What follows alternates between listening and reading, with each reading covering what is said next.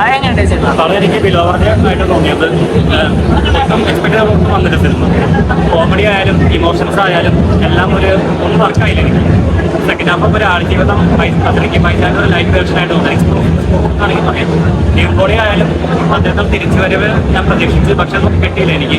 അദ്ദേഹത്തിന് വെയിറ്റ് ചെയ്യേണ്ടി വരും ഒരു തിരിച്ചുവരവിനായിട്ട്. കോമഡി എല്ലാം വളരെ കഷ്ടപ്പെട്ട് അദ്ദേഹം അഭിനയിക്കുന്നവരും അത് അദ്ദേഹത്തിനൊപ്പമല്ല, സ്ക്രിപ്റ്റ് അങ്ങനെയാണ്. ഡയലോഗ്സ് എല്ലാം വളരെ മോശമായിട്ട് തോന്നി.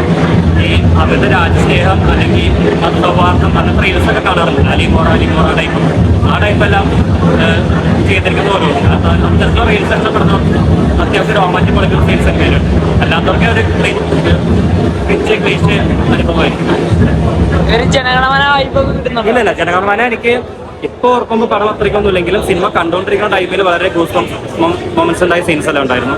വളരെ ഞാൻ എന്റർടൈൻ ചെയ്ത സിനിമ. പക്ഷേ ഈ സിനിമ കാണുമ്പോൾ നമുക്ക് ചിരിക്കണോ കാര്യമാണോ അങ്ങനത്തെ ഒരു ഫീലിംഗ് ആയിരുന്നു. കോമഡി ആയാലും ഇമോഷൻസ് ആയാലും ഒന്നും തന്നെ വർക്കായിട്ടില്ല. എനിക്ക് ടോട്ടലി ഡിസപ്പോയിന്റഡ് ആണ്. പടം എനിക്കൊരു ബിലാവറേജ് ആയിട്ട് തോന്നിയത്. എനിക്ക് ഒട്ടും തന്നെ വർക്കൗട്ട് ആയില്ല.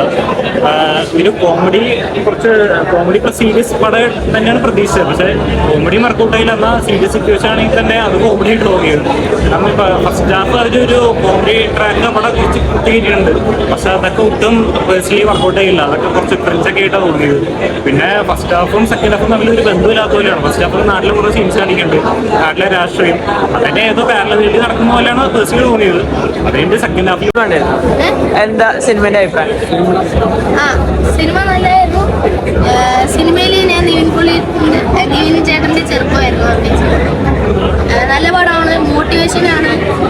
ലോകത്തുള്ള എല്ലാ മലയാളികൾക്കും ഡെഡിക്കേറ്റ് ചെയ്യണ പടമാണ്. നല്ല പടം. കോമഡിയും കരച്ചിലും ചെറുതായിട്ടൊന്ന് കരഞ്ഞു ആവും. സ്ക്രീനില് അല്ല, ഞാൻ വേറെ പടമൊക്കെ ചെയ്തിട്ടുണ്ട്. ഞാൻ വേറെ പടം ചെയ്തിട്ടാണ് ഇതെന്റെ 8ാമത്തെ പടമാണ്.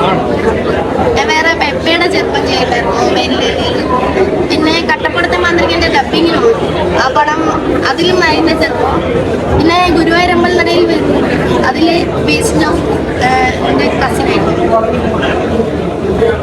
സിനിമ ഉണ്ട്. അടിപൊളി പടം, എനിക്ക് ഭയങ്കരമായിട്ട് ഇഷ്ടപ്പെട്ടു.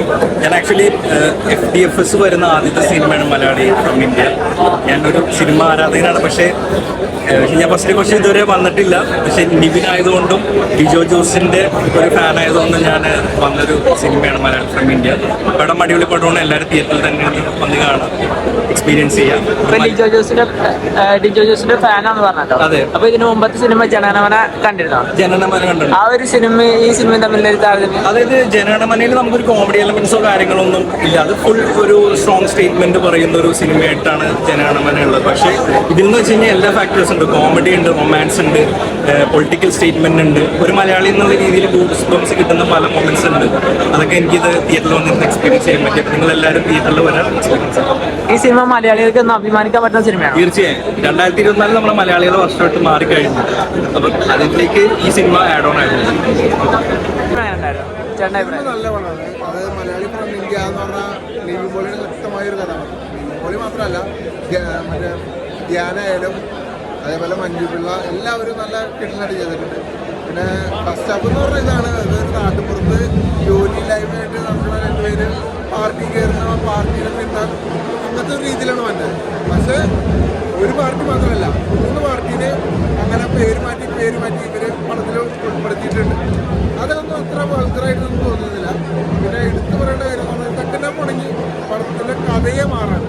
അതായത് നമ്മുടെ ആടുജീവിതം പോലെ ഒരു ട്രാക്കിലേക്ക് കൊണ്ടുവരണം. പക്ഷെ ആടുജീവിതം പോലെയല്ല, അതൊരു സീരിയസ് കഥയായിട്ടല്ല, ഒരു കോമഡി ആയിട്ട് ആടുജീവിതത്തിൽ മറ്റേ 8 രൂപ വന്നിട്ടുണ്ട്. അതായത് ഒരു മരുഭൂമിയിലൊക്കെ അതൊക്കെ രസമായിട്ട് വന്നിട്ടുണ്ട്.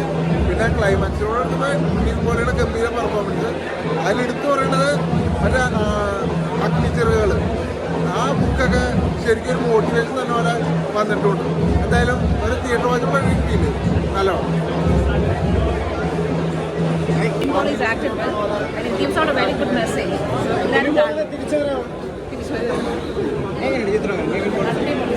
Full entertainment. Full entertainment. Full entertainment. Full entertainment. നല്ല മെസ്സേജ്